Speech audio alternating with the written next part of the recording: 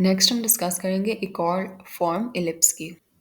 तो अगर major axis is along the y axis, the equation of the ellipse is x square over a square plus y square over b square is equals to 1 और यहाँ पे a is less than b.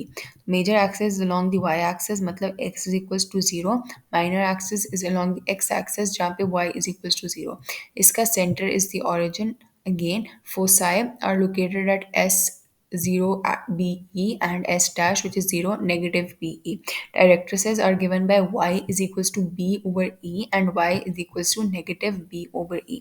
जो latest rectum है उसकी equation is L is equals to 2a square over b. यहाँ पे y is equals to plus minus a times e. जो eccentricity है that is again given by a square is equals to b square into 1 minus e square. यहाँ पे ये different form drawn भी है diagrammatically.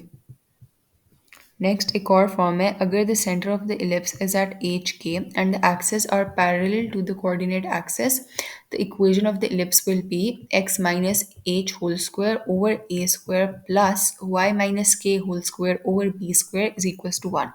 यहाँ पे h and k center of the ellipse है, a is the length of the semi-major axis, b is the length of the semi-minor axis.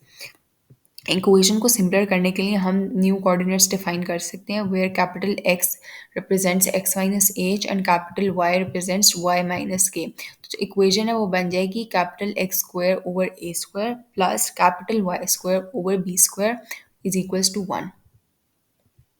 Next auxiliary circle of the ellipse होगा जब a is equals to b, तो the ellipse becomes a circle और जो equation की circle है वो circle की equation है वो बन जाएगी x square plus y square is equals to a square. यहाँ पे both axes are of equal length